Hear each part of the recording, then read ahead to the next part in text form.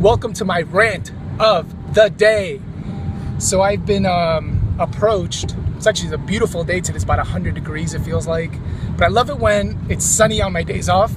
For some reason, on my days off, it tends to rain. I don't know if you've experienced this, but it's sun is shining today, so I get to enjoy the day to the fullest. I get to be outdoors. I'm on my way to my martial arts class here. So I've been approached several times since my book came out on how to get this done, how to get a book published, how to get it written, published by several people. And I definitely want to help anybody I can. I've been trying to help a few of you get your concept together. If you need any help with this, just DM me and then we can discuss your book concept. Everyone on here has at least 2 to 3 books in them. It's just a matter of getting the idea together, taking action, and just having the right program, having the right system to get this done efficiently. It doesn't take a lifetime to get a book together. It really doesn't. Ours took about 2.5 months from beginning to end. Getting it up on Amazon took a little longer than we thought it would, but in 2.5 months, 3 months, you can get this thing done. So just inbox me if you need any help with this to get it done quickly, efficiently.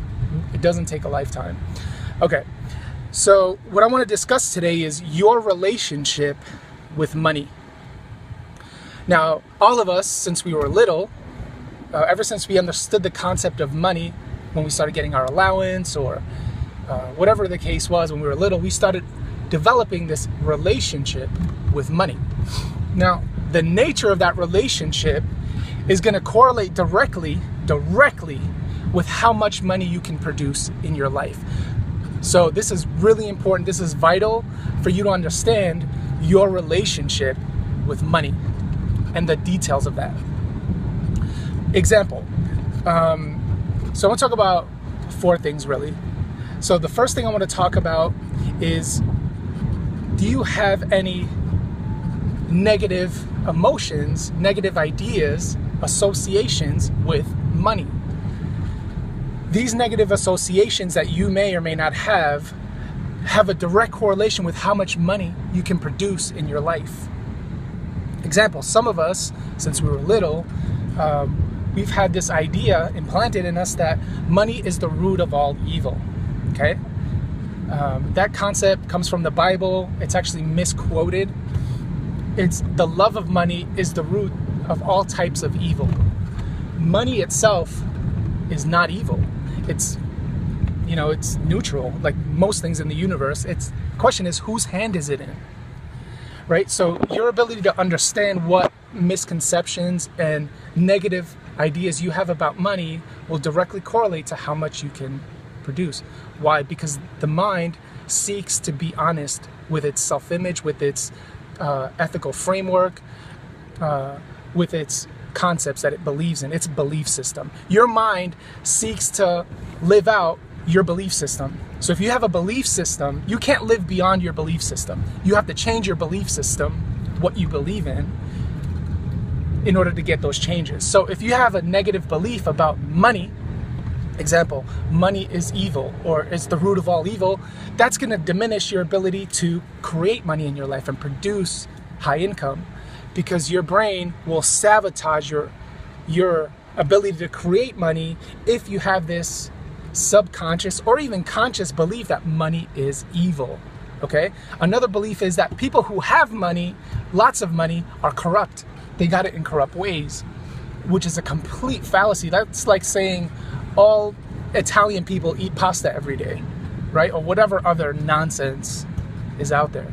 Rich people, there's really benevolent rich people and there's really corrupt rich people. There's really benevolent poor people and there's really generous poor people, right? Don't fall into the trap that all rich people are corrupt. It's not fucking true. It's not true. It'd be the same thing as saying all Hispanic people eat rice and beans every day. Now, a lot of them do, but you know what I'm saying? Like, it's a prejudice. It's a fallacy. Okay? Not all rich people are corrupt and evil. So this is the other idea you may have. You may have others. I can't get into all of them because again, the video will be too long, but if you have any of these ideas, you want to examine them and you want to get them the fuck out of your brain as quickly as possible.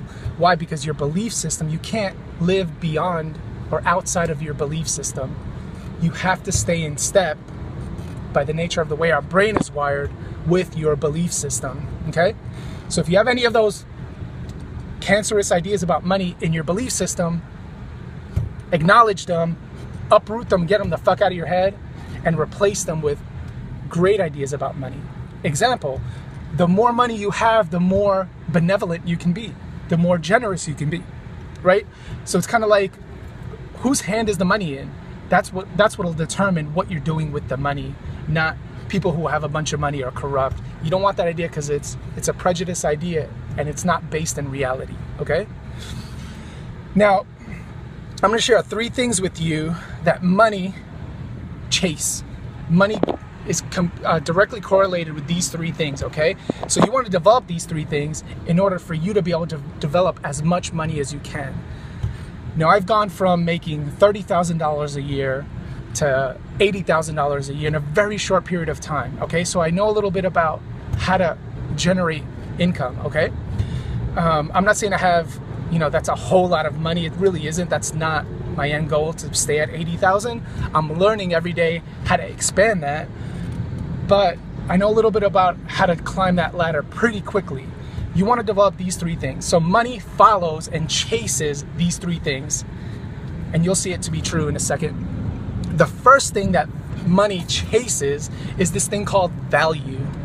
Money and value are directly correlated. They're best friends, okay? What is value? It's something that people hold in high regard. Something of value, something that people hold in very high esteem, very high regard. It could be hundreds of things that people value, but money chases value. Okay, I see this in selling every day. The salespeople who can identify what their clients assign value to and then craft their presentation around those hot buttons make the most money, right? Money chases value. Things of value are associated directly with money. Why? Because people exchange money for what? For what they value, okay? These things are connected, interconnected, okay? So learn how to create value for people. Like for my aspiring entrepreneurs out there, there's a lot you can focus on as an entrepreneur. What you want to focus most of your attention on is your value proposition. What value are you bringing to the marketplace? That'll directly correlate with how much money you can produce. Bring a whole lot of value to the marketplace, you'll make a whole lot of value. So that's the first thing. I can go on and on about that. I'm going to leave it alone because if not, this video will be 3 hours long. The second thing that money chases and is directly correlated with is confidence. Confidence. Money is actually a form of confidence. Money is not actually paper.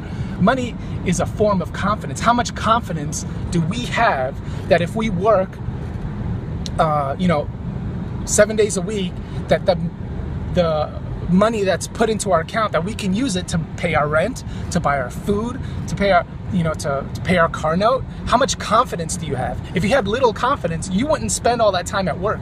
You'd be going somewhere else to figure out how to get those things, right? So money is a form of confidence. How much confidence do we have that money that's put in our bank account, that we can do what it says we can do with that money?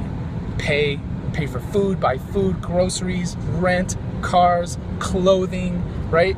How much confidence do we have? I see this in selling too. There's a direct correlation between the salespeople who are the most confident in bringing their clients their value to making the most money. The salespeople who are most confident in presenting their value proposition to their clients make the most money, right? So value, you want to learn how to develop your value proposition. What value do you bring into the marketplace? That'll get you paid. And 2, confidence. How much confidence do you have in what you're doing? If you have little confidence, your clients will have little confidence. I see this in selling every day. It's a small microcosm of the way the marketplace works. These are the laws that money follow. Money follows the law of value, and money follows the law of confidence. Now here's the third thing. The third thing you want to develop to be able to generate lots of money is this thing called generosity. Generosity. What is generosity? How much of the money that you produce do you just give away? How much? How much are you comfortable just giving away? How benevolent are you? How generous are you with your money? Do you hoard every penny? Hoarding every penny is not going to produce more money. It's the mentality. So when you hoard all your money, you're slipping into a scarcity mentality. You're hoarding it because you don't think there's enough. Abundant mentality has a direct correlation with how much money you can produce. Abundant mentality. How do you express and develop this abundant mentality? Through generosity. Give your money away. Give it away. Am I saying give all of it away? No, but how much a month do you just give away? Get comfortable with this. The more, I'm telling you, the more generous you are with your money, how much do you tip? Are you a cheap ass when you're tipping? Are you a cheap ass when you and your friends are going out? Because you have a scarcity mentality. You don't know when the next dollar is coming. You want to develop all three of these: value, confidence, and generosity. The more generous you are, money will flow to you. It'll just flow to you. I'm telling you, I've seen this happen in my life and a lot of other people's lives who are very generous. Doors just open up for them. It's just the way the universe works, okay? So be generous with your money. Take a portion of your money every month and just give it away to a cause. It doesn't have to be to your church. It could be to a cause you believe in, okay? There's so many causes out that you can get involved in. Just give it to some homeless person on the street. Just watch what happens. Watch what happens. Or give it to the waiter. Whatever you feel comfortable doing. Give your money away to some degree and you'll see a huge amount come back to you. It's the way the nature, it's the universal laws that govern money. Value, confidence, and generosity. Work on those things and you'll see the floodgates open in your life. You'll see doors open that you never thought can open. If you understand your value and the value you bring into people, other people, because that's what people exchange money for, is value. To how confident are you in that exchange of your value proposition with the money. And 3, generosity. Get after it, make your money, become a vessel that money can just flow into. This is how you do it, okay? Good luck. On my way to class, wish me luck. Have a great day, enjoy this beautiful Monday. It's sunny, enjoy, get out there, be a vessel for money, okay? Bring value, get confident in your value, and be generous. Have a great day. Bye.